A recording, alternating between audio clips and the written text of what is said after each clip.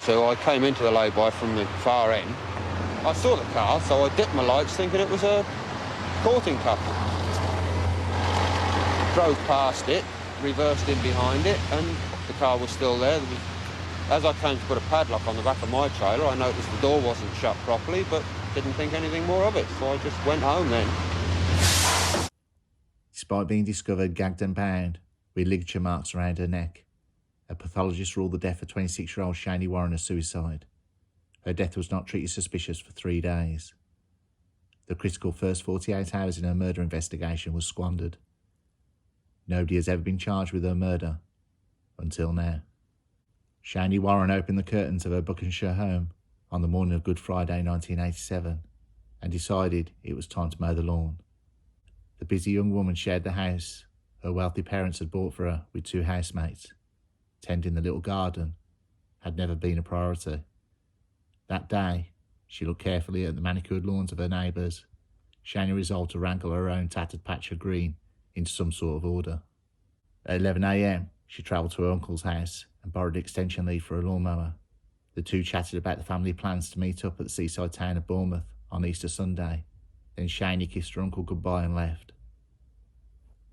By 5 p.m, Shani had finished her task. The job had been bigger than expected, and she managed to fill 6 bin liners with grass cuttings. That evening, she was due to meet a friend. As her uncle's house was en route, she made the fateful decision to stop by and dump the clippings on his compost heap. At 6 p.m, Shani set off on her short journey. She was wearing blue jeans, a sweater, a gilet, and high-heeled stiletto shoes, as her usual hair and nails were perfectly manicured. The grass clippings were crammed into the boot of her brand new car, and on the back seat, Shani tossed a bottle of champagne and Easter eggs for a friend. On Saturday the 18th of April, Marjorie Arnold decided to take her German Shepherd for an evening stroll around Taplow Lake. The lake, a local beauty spot, is popular for water sports and fringed by the homes of millionaires. When Marjorie's dog showed an unusual interest in an object near the shore of the lake, she followed him down to investigate. Sadly, the dog had discovered Shani Warren's body lying face down in just 18 inches of water. The panicked woman rushed to the nearby road and flagged down a passing motorist. Together, Marjorie and the motorist dragged Shani further up the shore, but within seconds they realised that any attempt to resuscitate her was hopeless. Shani Warren was dead. The two could see the blue scarf had been used to gag the young woman. Her hands were tied behind her back with jump leads, and a tow rope had been used to bind her feet. While Marjorie stayed with the body, the motorist went to fetch the police. When they arrived, the police discovered Shani's car parked in a lay-by close to the scene. The bags of grass clippings were strewn about the area, as were various other items from Shani's car. Her purse and house keys were missing, and despite a thorough search, they have never been found. An examination of the vehicle revealed the driver's seat fully reclined. When police attempted to start the brand new car, they discovered it wouldn't move in first or second gear. All around the car and leading to the water were the clear heel marks of Shani's stilettos, but no other footprints. The police took this as an indication that she was alone when she died. Had they asked anyone used to wearing high-heeled stiletto shoes, they would have been told how easily they sink into softened ground, where other shoes barely leave an impression. Shani's post-mortem was performed by pathologist Ben Davis. Mr. Davis had previously been removed from the Home Office list of approved pathologists, but had recently been instated. Mr. Davis concluded at the end of his examination that Shani had committed suicide. The basis is if this seems to be there was no signs of a struggle on Shani's body. Shani had died by drowning. There was a ligature mark around her neck, bruises on her thighs, and one on the back of her hand. Her long hair was matted from being in the water, but her nail varnish was unchipped. Davis suggested that Shani had not been sexually assaulted. The police appeared happy to accept the pathologist's suicide theory. To do this, they had to believe the following. Shani Warren had spent the day mowing her lawn. She then bagged up the grass clippings and placed them in the car along with an Easter egg and a bottle of champagne. At 6 p.m, she drove to a lay-by near Taplow, where she nobbled her own car, gagged herself with a scarf, tied herself up with jump leads and a tow rope from the boot of her car, attempted to strangle herself before giving up and hopping some considerable distance through the trees and brambles to the lake and throwing herself into 18 inches of water. Shani was terrified of water. The Warren family and the British press, who dubbed Shani the Lady of the Lake, were incredulous. We are a very strong family, but my parents are absolutely devastated. I am gutted. I think suicide would be the last thing she would do. She was very intelligent and level-headed, and absolutely first rate. By the evening of the 20th of April, the police, under intense pressure, called in a not expert. When he advised them that Shani could not have bound and gagged herself, they revised their opinion and launched a murderer hunt. 72 valuable hours had been wasted. On Thursday the 23rd of April, the nation sat down to watch a reconstruction of Shani's last movements on the BBC Crime Watch programme. During the evening, a number of witnesses rang in to say they'd seen a blonde woman standing by the side of the road, close to where Shani had been parked. The bonnet of her car was up, and 3 men were looking at the engine. The AA later confirmed that it had been called to assist another woman on the same stretch of road. It was a false lead. A more positive sighting came from a nurse, Mrs. Organ, and her daughter, who were walking close to the area where Shani's car was parked. Mrs. Organ saw a young woman on a grass verge close to the lake, holding what appeared to be a black beam liner. Was Shani running late and decided to tip the grass cuttings at the side of the road instead of travelling on to her uncle's?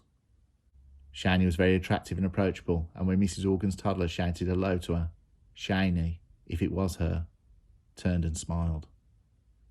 200 yards further up the road, the mother and daughter saw a man in a smart suit standing next to a green BMW. He has never been traced. Shani's inquest took place on October 1987. Mr. Davis, the pathologist, stuck to the theory that Shani had committed suicide and cited 3 examples from his own experience of people who had gagged themselves before drowning themselves in the bath. The police, now convinced of murder, had brought in their own expert, a forensic psychiatrist from Broadmoor Mental Hospital. Dr. John Hamilton pored over 8 years of Shani's diaries and visited the site of her death. He was equally convinced that her death was not a suicide. The diaries kept were of very personal nature. If there was any indication of a serious abnormality, I would expect to find it in those diaries. I found no trace of that. There was nothing in the diaries to indicate she had any serious disorder such as depressive illness, serious personality disorder, or schizophrenia. She appears to have been a healthy young girl. It's rare for a person to disguise a murder as a suicide, commented Dr. John Hamilton. With so much conflicting evidence, the coroner was left with no option but to record an open verdict. In 1992, a British journalist on Computer Weekly published a book called Open Verdict, which linked Shani Warren's death to the technology giant GEC Marconi. Collins had uncovered a series of 25 bizarre deaths of people connected to the company, who at the time were undertaking research for America's Strategic Defence Initiative, or the Star Wars project. The project was designed to develop a system that could intercept Russian nuclear missiles from space. Collins began to record the mysterious disappearances and bizarre suicides of those connected to the company in the early 80s. At first there was 2 deaths a year until a cluster in 1988. Those who died showed no indication of mental illness before they'd often spent their days performing mundane tasks before killing themselves in bizarre and dramatic ways. Their deaths were often recorded as open verdict. Some of those identified by Collins had been on the verge of leaving their jobs.